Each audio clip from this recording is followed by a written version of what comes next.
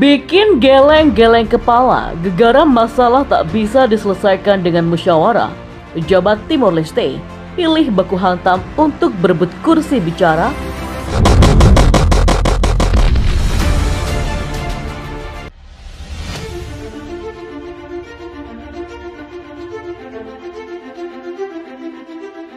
Timor Leste merupakan salah satu negara termiskin di dunia yang juga harus menghadapi dampak pandemi COVID-19 seperti negara-negara lain. Namun, di tengah upaya Timor Leste menangani pandemi, para anggota parlemennya justru terlibat ketegangan satu sama lain. Mereka saling berebut kursi untuk bicara dan menyebabkan kerusakan. Peristiwa yang terjadi pada Mei lalu itu pun sampai membuat Uskup Agung Virgilio do Carmo da Silva angkat bicara. Uskup Agung mengungkapkan keprihatinan atas perpecahan yang terjadi di Parlemen Timor Leste ketika orang-orang mencoba menangani pandemi COVID-19. Melansir dari youchanness.com, Uskup Agung Virgilio do Carmo da Silva dari Dili yang telah meminta anggota Parlemen Timor Leste untuk menyelesaikan perbedaan mereka setelah bentrokan pecah di parlemen. Anggota parlemen seharusnya tidak membani orang-orang yang mencoba menangani pandemi COVID-19, katanya. Seruan Uskup Agung itu muncul setelah badan legislatif mengalami kekacauan setelah beberapa anggota parlemen menuntut pencopotan Ketua DPR Arau Noe Amaral. Mereka menuduh Amaral berusaha menghalangi kerja pemerintah koalisi baru negara itu dengan tidak menjadwalkan rapat pleno.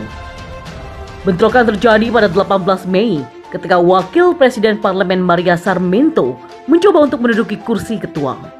Keesokan harinya suasana semakin memanas ketika sejumlah meja dan kursi di ruang tersebut rusak, disertai saling dorong. Amaral kemudian digulingkan sebagai pembicara dalam pemilihan dadakan yang membuat Anicito Guterres dari Partai Fretilin koalisi yang berkuasa menggantikannya. Kekacauan politik menuai kecaman dari Uskup Agung yang mengatakan bahwa pemimpin harus menjadi panutan bagi generasi baru dan bukannya menimbulkan masalah terlebih di tengah pandemi.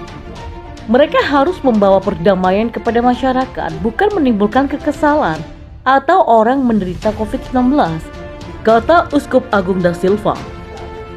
Pemimpin kami harus menemukan solusi untuk menyelesaikan divisi ini, imbuhnya. Sementara itu, Amaral menyatakan pemilihan ketua DPR yang baru tidak sah. Aturan mengatakan bahwa pembicara harus mengadakan pemilihan di parlemen. Perubahan harus dilakukan sesuai dengan aturan yang ada, kata Amaral kepada wartawan. Ia juga menambahkan bahwa dia akan membawa masalah ini ke pengadilan untuk mendapatkan keputusan tentang masalah tersebut. Sementara itu, pembicara baru menolak klaimnya. Saya mengumpulkan 40 suara dan itu sah, kata Guterres. Keprihatinan juga datang dari Pastor Domingos Maubere, seorang pastor paroki di Dili.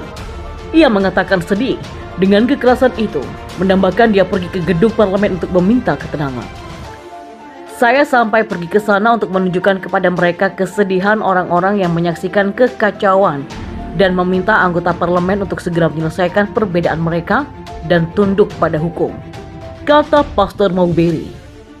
Invasi Indonesia ke Timor Leste dipandang sebagai kejahatan terbesar abad ke-20. Meski demikian, di belakang Indonesia sebenarnya banyak negara-negara besar yang ikut campur di dalamnya, tak terkecuali Australia. Menurut sangam.org, pada Februari di tahun 1991, pejabat Australia Gareth Evans yang mengatakan situasi hak asasi manusia di Timor Leste telah meningkat secara mencolok, terutama di bawah pengaruh militer saat ini. 9 bulan kemudian, militer Indonesia dituduh membunuh hingga 400 orang dalam pembantaian di pemakaman Santa Cruz. Kemudian, Gareth Evans menyebut ini sebagai sebuah penyimpangan. Tetapi di balik itu semua, Evans terbukti bahwa dia membela dan berpihak pada Indonesia, terekam dalam film dokumenter Death of Nation.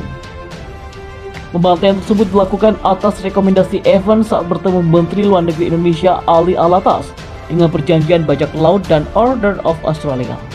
Hal itu belum seberapa, pasalnya rekor Evans tergantikan oleh sosok Keating yang amat dekat dengan Soeharto kala itu. Menyebutnya sebagai sosok ayah tahun 93, Keating mengejutkan Komite Hubungan Luar Negeri Amerika Serikat yang baru memberikan suara bulat mengakhiri penjualan senjata ke Indonesia. Prestasi puncak kebijakan luar negeri Keating adalah penandatanganan apa yang disebutnya perjanjian keamanan bersejarah dengan Indonesia. Hal itu dinegosiasikan secara rahasia tanpa sepatah kata pun kepada parlemen atau rakyat Australia. Seorang juru bicara Keating mengatakan pada saat itu bahwa Perdana Menteri tidak ingin memberikan lobi Timor kesempatan untuk mengeksploitasi situasi Timor Leste. Menurut survei oleh surat kabar Age, lebih dari 70% dari rakyat Australia. Sebagian besar perjanjian ini dirancang oleh seorang jenderal Australia dengan rencana operasi gabungan militer Australia Indonesia dalam kontra terorisme, bersama dengan pertukaran intelijen dan penjualan senjata.